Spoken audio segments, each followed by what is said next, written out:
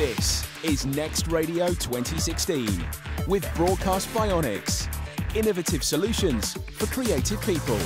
I've just taking the piss. Have you just done this? No. The world's tallest chairs. Great. I've just read your book. Out in all good bookshops. Thanks very and much. some poor quality ones some now. poor quality ones, yeah. And I thought it was interesting in that it doesn't really get into radio at all. No, it doesn't. It's about growing up in the 80s, and it's... no, I didn't really touch on work much in it. I didn't really get around to that. There's a Margaret Volume Thatcher 2, incident that maybe we'll skip across. There's a Margaret Thatcher incident when I got thrown out of Lord Ashcroft's 60th birthday by her security detail. That is in there. Yeah. I sort of feel they shouldn't have invited you in the first place. That was a mistake, yes. I was working there, to be fair. But the book sort of finishes up after a kind of bed and breakfast signs incident in Canterbury. Yeah. And then I guess it's radio after then. Because in that, I think you say you're going for a job interview. Yeah. How did you get your CTFM job? Well, John Ryan there. Well, what happened was I was doing. I was working. My day job was in a theatre, so I'd done radio and English at uni, and I wanted to get into radio. I've always loved radio. Wanted to do radio. Came out of uni, and the next thing was right. Okay, here's demo tapes because they were then. On all desks, and me and my friend Mike, who I lived in a student house with, we compared rejection letters. And I remember this. He was right. He was sending off tapes to wherever. I was sending off tapes to either the same place and different places. Between us, we'd covered every radio station in the country, and we would just, we got this pile of rejection letters by the door in our student house as to whose was the highest. He ended up getting a job many places, but he now works for BBC Radio Devon. Right. So in many ways, he failed. So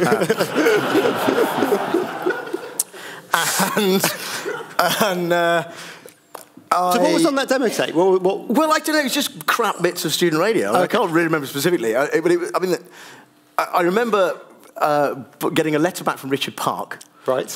Dear boy. Yeah. But weirdly, given that he's evil, he wrote... he actually sent back the nicest rejection letter out of any... Because he'd clearly listened to the tape, and actually there was some good advice on there. Weirdly. And so that happened. But I then kind of was writing... I got a job in a theatre doing sound and lighting because I vaguely knew about that, or at least learned very quickly. And while I was there, I was going up to London once a week to write sketches for Weekending, which was Radio 4's then access comedy programme. Did they used to have a sort of open house system where you could literally go into a building and pretend to into the corridor of comedy, and you'd sit in there as a non-commissioned writer with all the commissioned writers, and they'd be getting all of the jobs and all of the the sketches to write, and you'd sit there feeling very inadequate. Go away, write some stuff, and then fax it in. That's right, fax. And I got out of that, long story short, but out of that by bothering people with a demo tape, which wasn't a presenting thing, it was more of a sketch show that I'd made with using the theatre's equipment. This is in Canterbury. And we got a Radio 4 show. Well, it was a Radio 1 show initially, and it was commissioned for Radio 1. And we were like, yeah, this is going to be great. We've got a Radio 1 series. And this was kind of around the time that Chris Morris was just done his, and Lee and Herring. So comedy, the new rock and roll. Yeah, absolutely. And then Matthew Bannister joined Radio 1 and axed it all. Right. So our comedy show never got broadcast on Radio 1, and Radio 4 bought it because they felt sorry for us. And they put it out on Radio 4 at 11 o'clock at night, but without re-editing it. And given it was made for a Radio 1 audience, it became the most complained about programme that Radio 4 had ever put on. I feel a theme, mate. It was the beginning of it. But it got, because I live in Canterbury, got some local press, in there, and Jon Ryan here was about to launch a new radio station down in Canterbury, and sort of got in touch and said, do you want a show? And I went, all right. And so all those demo tapes, you never needed any of them? None at all, no. Just a bloke read a thing in a paper. Yeah. And so what was the move then from CTFM to Power FM? In old money? Yes, well, CTFM, we were there doing Saturday afternoons. We got into terrible trouble with Invicta, which was the equivalent of Power, but in Canterbury. And we had a thing where, because we just launched, and we had our frequency was like 106, I think. And Invicta were on 92 point something, maybe. And we had a fake news report that the boss of Invicta had taken his staff hostage, back when that was fashionable. and had locked them in his office and was throwing furniture out onto the Whitstable Road, screaming that his frequency wasn't as high as ours, right, and demanding a frequency of 1,000 FM. Okay. And that everyone be issued with radios that were 3 foot long. And we just did it as a general news report, and they didn't like that at all. They didn't see the funny side of that. And various things happened to do with it. And in the end, we got some kind of award, which was the pre-run of the Archivers. So it was a presenter award there, best new presenter or something. And then, I guess the Capital Group as well came and said, you know that we hate you over at Invicta? Well, come and do Power on a Sunday night after Dr. Fox. Great. But this is... He didn't touch me. But what's interesting is you've got this dual... Are you still doing BBC stuff? Yes, because I was then writing for radio for Weekending, and then we got this series away on Radio 4, Grievous Bodily Radio it was called, and from that, other producers would go, oh, you wrote that thing. Do you want to come and write on my new thing? And I ended up sort of writing lots of sketches for various Radio 4 shows. If that was going well, why did you still want to be a crazy radio DJ on the South Coast? Because that was kind of my first... I came into it, listening to radio as a kid and wanting to be on the radio and all of what that entailed. What I liked about it was the rhythm of it all, and always have, and the way things fit together, which sounds quite... And also that's like writing, because it's the way words fit together and the way things are structured. So the way radio shows were structured was quite fascinating to me, really, and how that came there, and that fitted there, and then that into the... I just kind of liked if that structure thing, is that... Because you could argue that a lot of your stuff is deconstructed versions... Yes. Of radio. Well, that's the thing. Then I spent all my time deconstructing how it was constructed, because it's all that nuts and bolts thing. So all the radio stuff, I guess I've done, like there's a show called Listen Against I did for Radio 4, and that was if you tuned into it, and it's a bit like this radio show, if you tune into it without listening properly, it sounds real on the surface, but once you start going, what's that? It's all nonsense, but sounds sort of truthful. So, and with talk radio, the same sort of things happen by accident, is that we're sort of doing a 3-hour spoof talk radio show every day, whereby, 2 people will have what sounds like talk radio style debate, but they will be arguing as to whether or not we need rainbows in post-Brexit Britain. Important questions, but really getting angry about it. And then I'll be the sort of Jeremy Vine-esque thing in the middle, just goading them. And so we just use comedian friends, all just kind of phoning in and playing characters and stuff. So. But that kind of deconstruction is interesting, and I've interviewed you before, and I was very keen to talk about one of your sackings. But then I think a better sacking happened, which was how you left Power FM. I think it is better than Virgin Radio. Which The Power. I'm very proud of. Well, both. But the Power one. We had a competition. This was Sunday nights, and it became quite a nice cult thing, amongst the sort of school kids who were all listening, and it was after the charts and so on. And we had a competition whereby you could win a CD. If you put something through a neighbour's letterbox of your choice. Yep. Right, and then it was a time trial. You had to knock on the door on the phone and see how long it took to get it back. Right. And we'd start the stopwatch at the moment the door was opened. And it was going fine. People were getting very inventive. It was some people were knocking on doors going, excuse me, I've just accidentally dropped a hammer with some soil sellotaped through your letterbox. Can I have it back? And then you kind of listen to this ongoing conversation. It all went wrong when someone put a squirrel through someone's letterbox. Which essentially destroyed their hallway. Yes. that. And was that the end of that one? Well, by that time, London had come knocking. Right. So XFM, previously, Clive Dickens, who was still there then, said, look, OK, we're doing all this, it's funny, and we got a gold Sony for putting things through letterboxes. And he said, come and do XFM. And we'll start on overnights and then we'll fit them up. Anyway, so that was great. So we left Power, went up. In the intervening 3 weeks of this, Clive Dickens got fired. So how very radio. So I arrived at XFM and a new guy just went, who are you? I'm the guy doing the overnight. No, you're not. Oh, right. So that didn't, it kind of all fell apart. And a big lesson of going, oh, this is how radio works, I see. Yeah, good. And so I was at XFM for about an hour. Right. Yeah. Then, yeah. And Dermot O'Leary, was that Dermot O'Leary years? Oh, well, yeah, well, the other thing is, because I was there for an hour, and so there was no one else in the building, it was kind of, overnight, and I hadn't got a pass. No one had bothered to, and all the doors were, so I couldn't get to the toilet. Right? So the only place to go was Dermot O'Leary's desk drawer. Your Friday night started there? Yeah, absolutely, right, okay. And ended there. Yes. And then, so you thought you had a job, and then you didn't. Yes. And then what Radio was 4 was all still happening as well. Okay. So then, what happened then? Then my agent at the time was having conversations with Virgin in its original incarnation. So they sort of came into the rescue and just said, well, come and do late nights on Virgin. And so that was... But at the same time, I was still writing, Radio 4 comedy shows. So, and then by then, probably, I think bits of telly. So Graham Norton's show and Have I Got News For You and all that kind of stuff as a writer. But then the writing's doing very well. Were there any points where you thought, why am I persevering with commercial radio, which seems a little bit up or down? Yeah. Some related to me, but actually other things not related to what I'm doing. Well, it's all in the same ballpark. I mean, it's all creating stuff, isn't it? It's all content, and as we've always said, content is king. So you're either doing it. And he also had things that I wanted to do. So I can't, the jokes, my job was to write certain jokes for Graham Norton or certain jokes for Have I Got News For You? They're a style of joke which Angus Deaton would read out or whatever, or Graham would do in the monologues at the top of the show. And then you had to sit around, because this was back when Graham Norton was doing 5 nights a week on Channel 4. So really what was happening was you were picking up Big Brother, because that was the first series of Big Brother or thereabouts then. And then Westlife would come on, inevitably. And our job was to think of creative ways to show Westlife a dildo. And that was it. And literally, Graham Norton had a cupboard of sex toys, and all that they'd just send because Graham Norton was smutty. And then he'd go, which one should we show Westlife? And we had to come up with creative ways of doing that. Great times. So the Virgin show... How long were you doing that for before the incident? Well, now, I signed the contract for Virgin, weirdly, on the morning of 9/11. Right, memorable. That's how I remember it.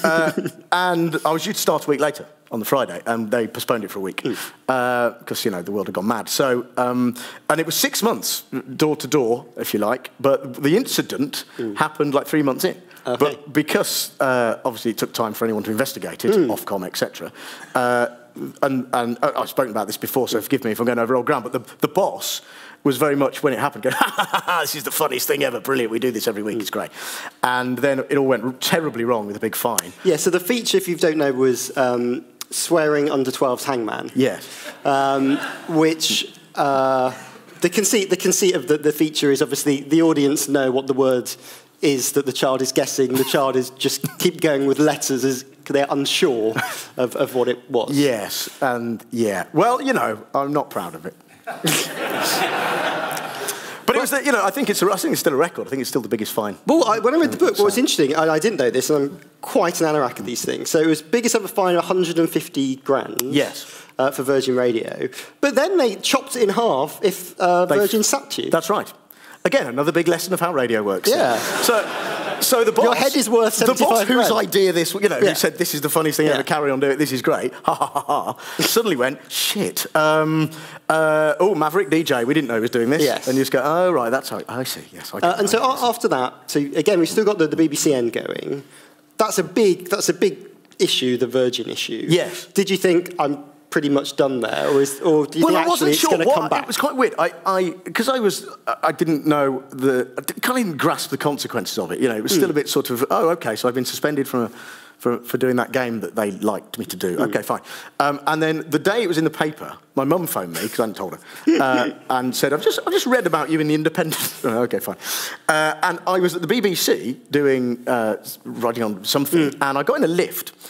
And this bloke got in the lift and just travelled a couple of floors, and he just went, are you Jon Holmes? And I went, yeah. And he went, oh, I'm the controller of BBC Three. Come and have a chat. Right. I've just read about you in the paper. So from there, I got a show on BBC Three out of it. So it was a weird chance meeting at a lift thing, but because that had been in the news, and suddenly someone had heard. And also, I think it's that standard radio thing, isn't it? The controllers want the creativity and what it generates. To a point. Yes. Yeah. You never seem to have been that bothered about the point. Or is it just that point changes and it's hard to track? I think in what sense? Do you mean the... Well, you must see your own line and what you want to go up to. Well, the trick I think for an audience, because at the end of it, it's about listeners, right? Yeah. So it's, if you go, okay, well, there's an audience that I think will like this, and my thing, I suppose, has always been, if you sound like you're crossing a line, the audience might think you're crossing a bit of a line, but the law or say you're actually not. Yes. You're just nudging it a bit, and there's a bit of a gap there, and if you can successfully exploit that tiny gap where the listener goes, oh my God, I can't believe you said that, while staying within it was okay to say that in context, you're sort of all right. And I think it's skating that, and that's how I look at it. If you skate that like middle, little bit of no man's land. And as you've grown older and have had more experience doing it, and also perhaps as the stations know the act more, has that got easier or harder with the jobs that you've done? That's a good question. I mean, sort of stayed the same. I mean, I learned very early on where that line was for the swearing incident, and realised I'd gone too far, but it was, we're talking about 2001, so it's a very long time ago, and in that time, it took me a long time to be trusted back on air, because I remember at the time, while I threw my concentration into writing for the BBC, and what happened was, this BBC Three show happened, and then the new guy who I'd been working for in the independent sector was appointed as head of BBC Comedy, a guy called John Pigeon, who died a couple of months ago.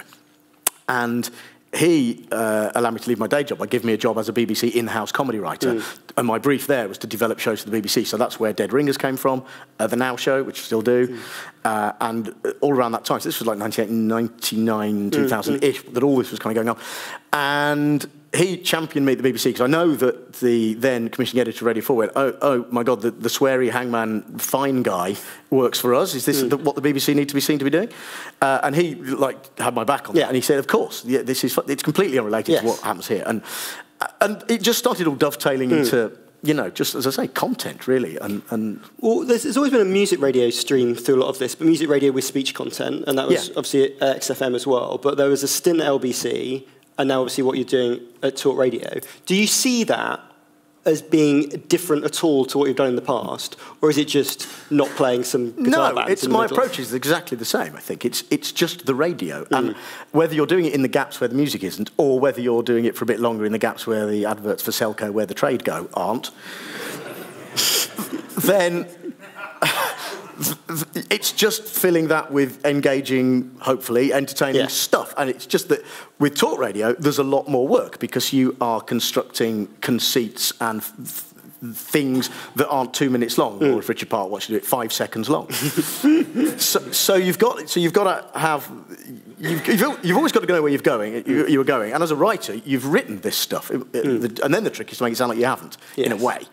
And you might have pre-recorded something here. We had a thing today where on Friday we decided, after a beer was taken, to phone George Galloway's programme on Talk Radio and try and get across the lyrics of the Black Eyed Peas' "What Is Love" song as though it was a Talk Radio call to George Galloway. Because it's all about killing and dying and crying, isn't it? So once you start, so we did that, and then, but the only reason to do it was then to set that to the music from the Black Eyed Peas. Yes. All of which takes some work, and that went out today, having done it on Friday. Confused the hell out of Galloway, but anyway.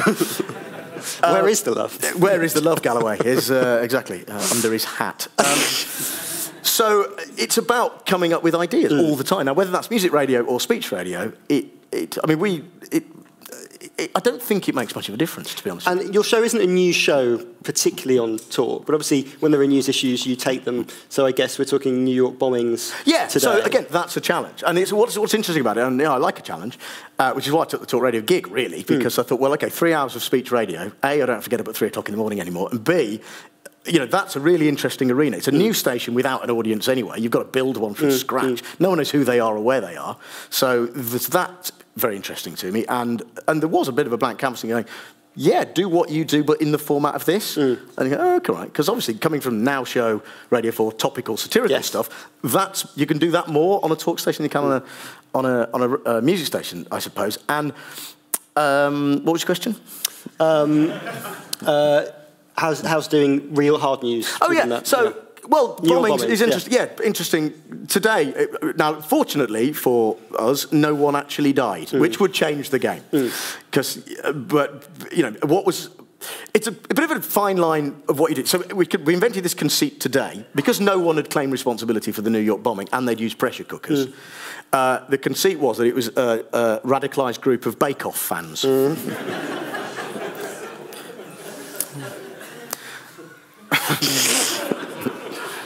say that out loud, it sounds wrong now.